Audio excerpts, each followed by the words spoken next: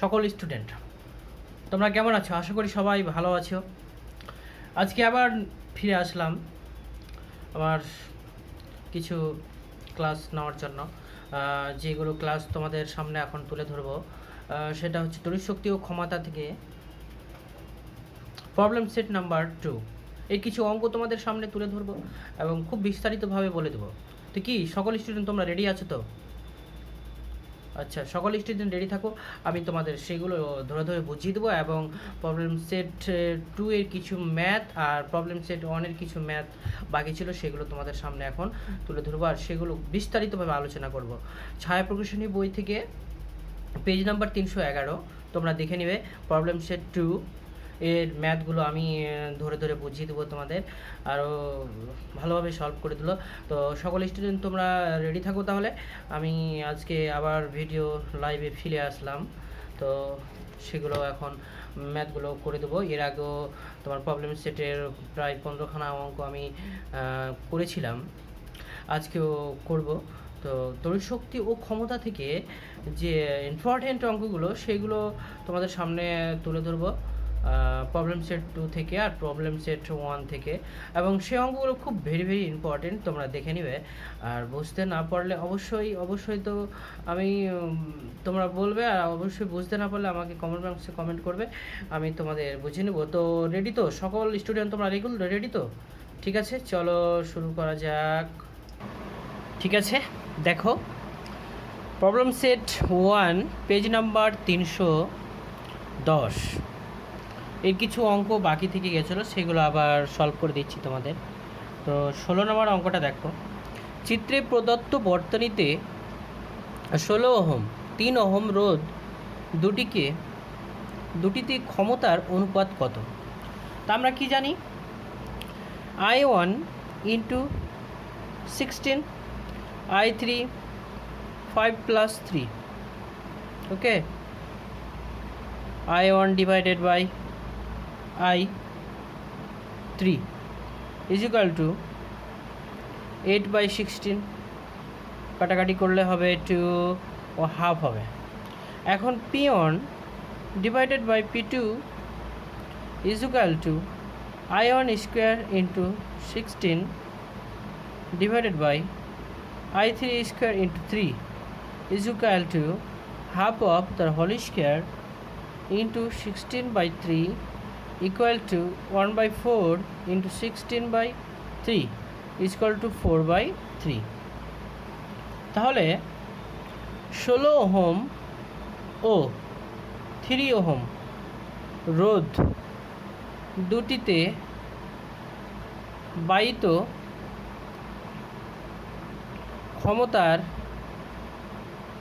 ক্ষমতার অনুপাত কত হলো? অনুপাত হবে 4:3, হয়ে গেল অ্যান্সার। তারপরের নম্বর 17 নম্বর অঙ্কটা দেখো তোমরা একটু, কী বলেছে। একটি হুস্টেন ব্রিজে P equal to 20 ohm, Q equal to 10 ohm, R equal to 10 ohm, S equal to 5 ohm, Q ও R রোধে ক্ষমতার অনুপাত নির্ণয় করতে হবে তো, তাই না? এখানে P ইকুয়াল টু দেওয়া আছে, Q ইকুয়াল টু দেওয়া আছে, R ইকুয়াল টু দেওয়া আছে, S ইকুয়াল টু দেওয়া আছে, Q আর R এর ক্ষমতা বের করতে হবে, তাই না? তাহলে P এর প্রবাহ কত হবে? P এর প্রবাহ ইকুয়াল টু Q এর প্রবাহ সমান সমান I1 equal to E by P plus Q, okay. আর এর প্রবাহ ইকুয়াল টু S এর প্রবাহ সমান সমান I2 equal to E by R plus S, তাই না? তো এখন এই দুটোকে আমি কী করবো, সমান করে দেবো। তো PQ divided by RQ divided by QR is equal to I1 square Q divided by I2 square R is equal to E by P plus Q তার হোল স্কোয়ার ইন্টু Q, ঠিক আছে? সমান সমান পাই আমরা R plus S divided by P plus Q তার whole square into Q by divided by R. তাহলে আমরা এখন মানটা বসি, ক্যালকুলেশন করে নেব। তো 10 + 5 ডিভাইডেড বাই 20 + 10 তার হোল স্কোয়ার ইন্টু 10 বাই 10, 10 10 কেটে গেল, সমান সমান ইজিক্যাল টু 1/4 হলো। তাহলে অনুপাত হবে 1:4। তাহলে Q is to R equal to 1:4, answer হয়ে গেল, তাই না? আচ্ছা, তারপরে দেখো 20 নম্বর অঙ্ক কী বলেছে। প্রবলেম সেট 1-এর 0.1 মিলিমিটার ব্যাসার্ধের একটি ফিউজ তার সর্বোচ্চ 1 অ্যাম্পিয়ার প্রবাহ মাত্রা সহ্য করতে পারে। 220 ভোল্ট 100 ওয়াট এর একটি হিটারকে যদি 220 ভোল্ট মেন লাইনে ব্যবহার করা হয় বা ব্যবহার করার উপযুক্ত করা হয়, তো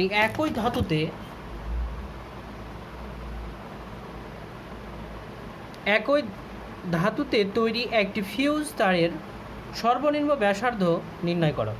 ঠিক আছে, আমরা অঙ্কটা এখন করব। দেখো, ব্যাসার্ধ আমাদেরকে বের করতে হবে, তো খুব সহজই অঙ্ক আছে।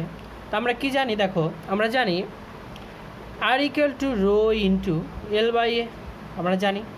তো আর ভ্যারেজিয়াস 1/A, এটাও আমরা জানি। এখন তো আয়ের সাথে পরিবর্তন হয়, এটা প্রস্থচ্ছেদের ক্ষেত্রফল, ব্যস্ত অনুপাতে সরল অনুপাতে পরিবর্তন হয়। এখন 220 ভোল্ট 100 ওয়াট জ্বালানো হলে প্রয়োজনীয় প্রবাহ মাত্রা কত হবে? আইডাস হবে। তো 1000 হবে, 1000 ডিভাইডেড বাই 220, 0 কেটে গেল, মোটামুটি 4.55 অ্যাম্পিয়ার হবে। যদি হিটারটি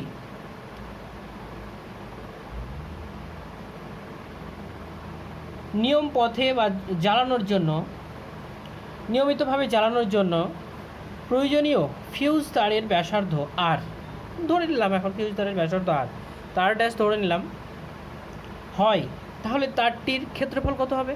তো A dash equal to pi R dash square equal to, দেখো I dash equal to A by, তাহলে এ ড্যাশ হচ্ছে, তাই না? তাহলে এখন আমরা কি করব, দেখো প্রবাহমাত্রার মান দেওয়া আছে। তো 1/4 into 25 equal to pi R square divided by pi R dash square. এখন দেখো পাই কেটে গেল, আর আর ড্যাশ ইকুয়াল টু হয়ে যাবে আর ইন্টু রুট ওভার কত হবে? তো আমরা তো জানি ওটা নিয়ে গেলে ওইদিকে হবে 4.55 ইকুয়াল টু, দেখো আর ওয়ানের মান আছে 0.1 root over 4.55 equal to 0.213 millimetre. তাহলে আমরা ব্যাসার্ধ পেলাম কত? 0.213 মিলিমিটার। তারপরে 21 নম্বর অঙ্কটা দেখে নাও তোমরা। 21 নম্বর অঙ্কটাতে বলেছে 5 অ্যাম্পিয়ার ফিউজ ব্যবহার করে, 5 অ্যাম্পিয়ার যুক্ত একটা ফিউজ তার ব্যবহার করে 220 ভোল্ট এ কতগুলি 60 ওয়াট বাতিকে নিরাপদে জ্বালানো যাবে? নিরাপদে মানে ফিউজটা কাটবে না, ঠিক আছে? তো প্রবাহমাত্রা তাহলে কত হতে পারে? প্রবাহমাত্রা 60 ডিভাইডেড বাই 220, 0 কেটে গেল, সমান সমান এটা ভাগ করা হবে 273 অ্যাম্পিয়ার। এখন 5 অ্যাম্পিয়ার যুক্ত ফিউজ তারটির যতগুলি নিরাপদে যন্ত্র অংশগুলো জ্বালানো হবে সেটা হচ্ছে 5/I ইকুয়াল টু 5/0.273, সম্ভবত 18টি। কতটি জ্বালানো যাবে? 18টি জ্বালানো যাবে। তারপরে দেখো 22 নম্বর অঙ্কটা কী আছে আমরা দেখব। এক বিওটি ইউনিট পরিমাণ তড়িৎ শক্তির মূল্য 1.5 টাকা, 1.50 টাকা হলে 5টি 60 ওয়াট বাতি দৈনিক গড়ে 4 আওয়ার করে, মানে 4 ঘন্টা করে জ্বললে মাসিক খরচ কত হবে বের করো। 1 মান্থ ইকুয়াল টু দেওয়া আছে 30 ডেজ। তাহলে আমরা এখন অঙ্কটা করছি, দেখো কি, তো বায়িত ক্ষমতা, বায়িত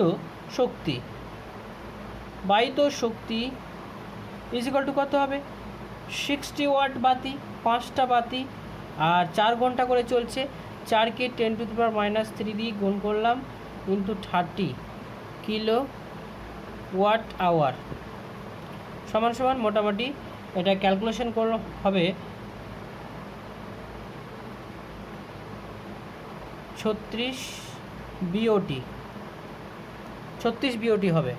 তাহলে 1 বিওটির জন্য খরচ কত হয়েছিল, 1.50 টাকা। তাহলে আমাকে সেটার সাথে গুণ করে দিতে হয়, তো সেটার সঙ্গে আমি গুণ করে দিলাম, কত, 1.50 সমান সমান প্রায় 54 টাকা মূল্য লাগবে। কত টাকা মূল্য লাগবে, 54 টাকা মূল্য লাগবে।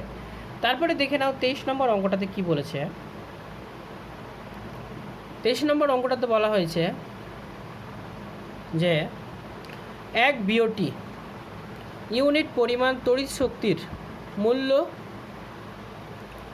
1.50 টাকা।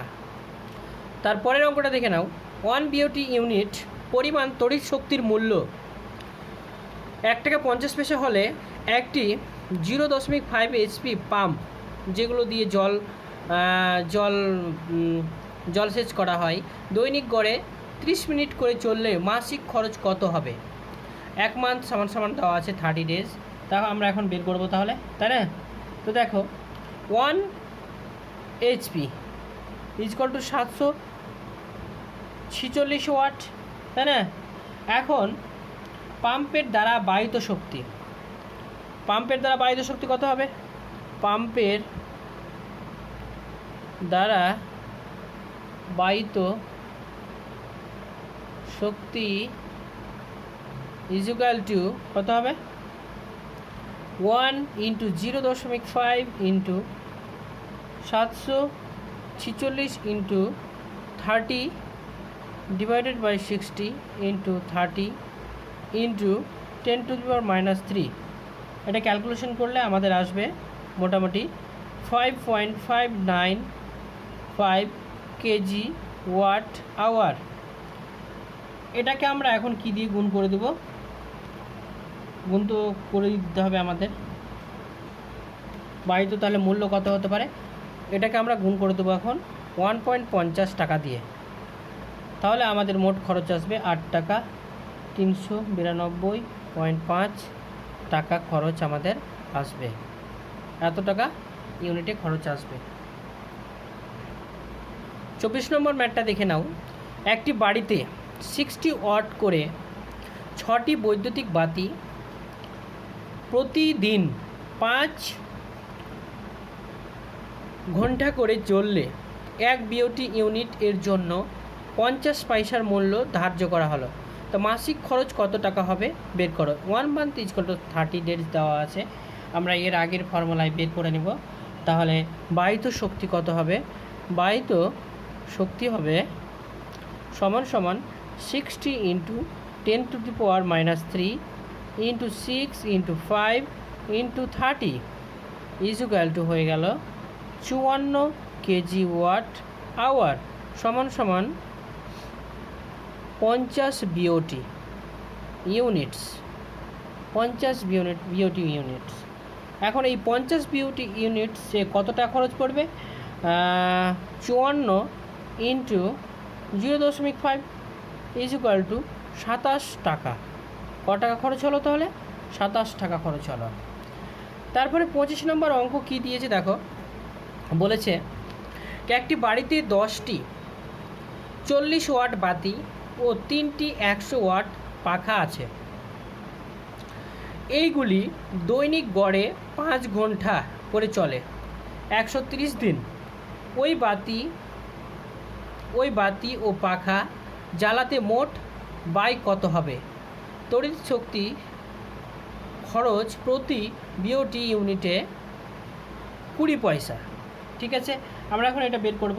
আগে আমাদের তড়িৎ শক্তি বায়িত ক্ষমতা বের করে নিতে হবে।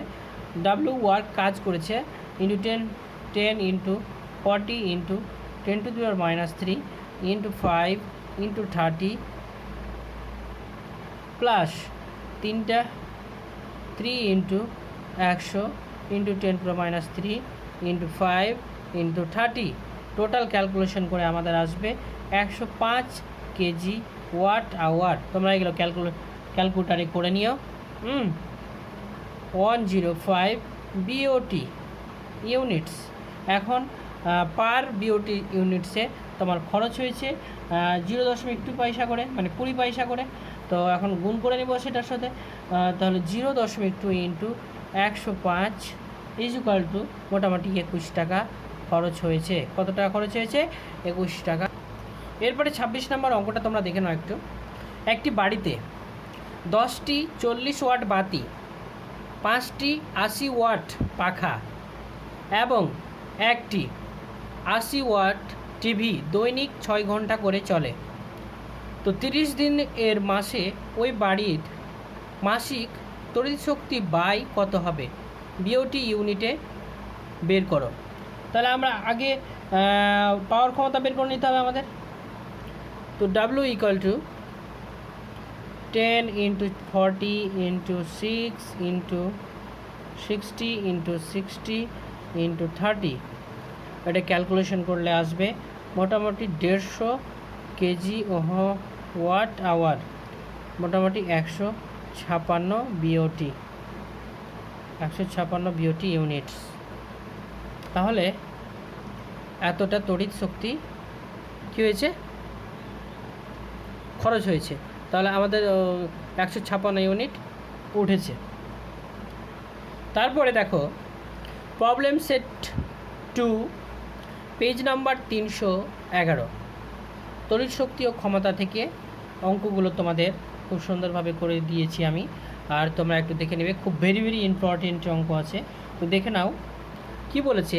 একই মাপে দুটি তার নেওয়া হলো, এদের উপাদানের রোধাঙ্কের অনুপাত 1:2।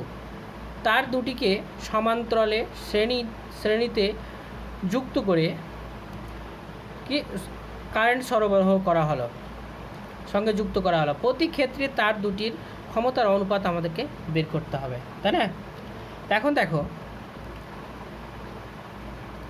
প্রথমে কিসে আছে? সমান্তরালে আছে, যুক্ত করে দিলাম, তাই না? যুক্ত করে ইলেকট্রিক প্রবাহ মাত্রা দিয়ে দিলাম। তাহলে এখানে I1, এখানে I2, এখানে R1, এখানে R2। আমরা যদি এখন R1 is to R2 rho 2 rho 1 rho 2 is equal to 1:2, ঠিক আছে? তাহলে R1 divided by R2 is equal to half, তাই না?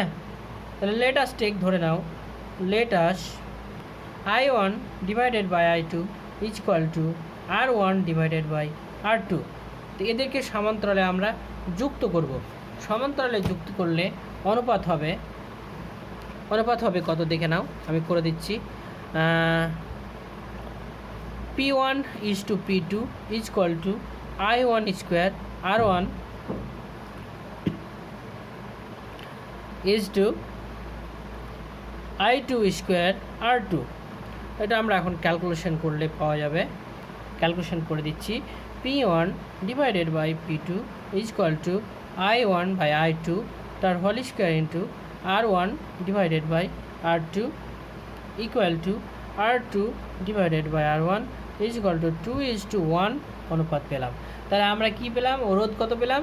যদি সমান্তরাল সময়ে যুক্ত করা থাকে তাহলে রোধ হয়ে যাবে 2:1। এখন শ্রেণীতে যদি যুক্ত করা থাকতো তাহলে কি হতো? শ্রেণীতে যুক্ত করা থাকলে আমরা জানতাম P1 is to P2 is equal to V1 square divided by R1 is to V2 square by R2 is equal to, তাহলে আমরা বের করতে পারি এখান থেকে I R1 divided by I R2 তার whole square is to R2 divided by R1 equal to R1 divided by R2 is equal to 1:2।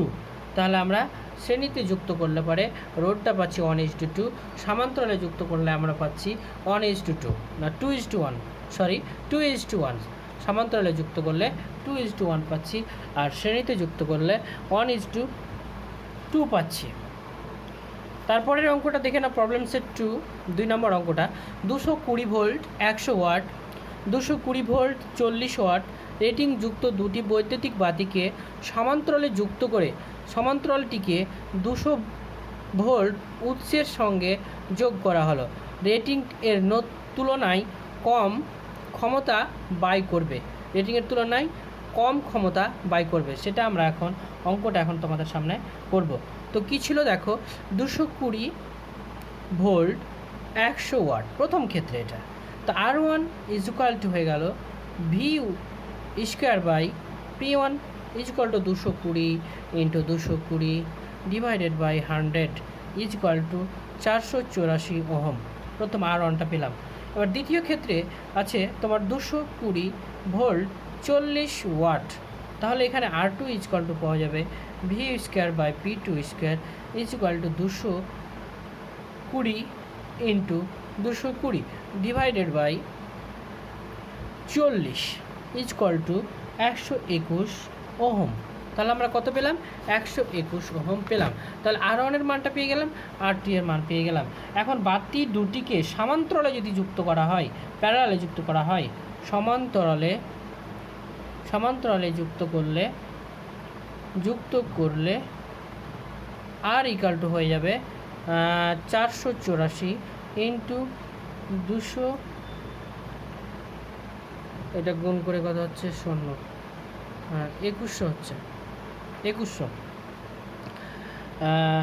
1210 divided by 484 into 1210, calculation করলে আমাদের উত্তর আসবে 484 ইন্টু 100, 1210 ডিভাইডেড বাই, এটা যোগ করে নিলাম 1694 ওহম আসলো।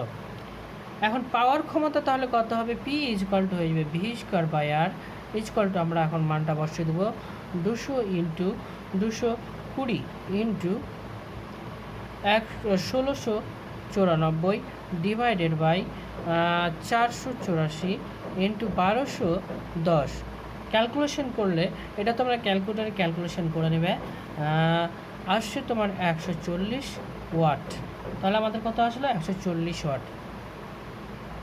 দ্বিতীয়টির ক্ষেত্রে R12কে যদি আমরা সমান্তরালে শ্রেণীতে যুক্ত করতাম, তাহলে পাওয়ার ক্ষমতা কত হতো? P dash is equal to R dash is equal to 220 into 200 into 1694 divided by 484 into 1210, যদি শ্রেণীতে নয়, প্রথমটা সমান্তরালে যুক্ত করেছিলাম, দ্বিতীয়টা শ্রেণীতে যুক্ত করলাম, তাহলে পাওয়ার ক্ষমতা তোমার আসলো P ইজ ইকুয়াল টু এত। তো পাওয়ার ক্ষমতা হয়ে যাবে P dash equal to 115.7 watt. তাহলে ক্ষমতা হ্রাস কত হয়েছে? ক্ষমতা হ্রাস হয়েছে P minus P dash divided by P into 100 is equal to, এটা ক্যালকুলেশন করলে আসবে 140 মাইনাস 115.7 ডিভাইডেড বাই 140 ইন্টু 100, মোটামুটি তোমার 17% কমে গেছে। এখন প্রথম ক্ষেত্রে দেখো, বায়িত শক্তি, প্রথম ক্ষমতা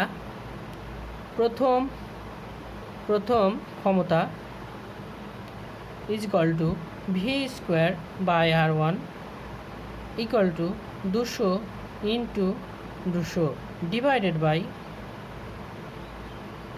484 ইজ ইকুয়াল টু 82.6 ওয়াট। দ্বিতীয়তে বায়িত ক্ষমতা ইজ ইকুয়াল টু তোমার হয়ে গেল V square divided by R2 is equal to 200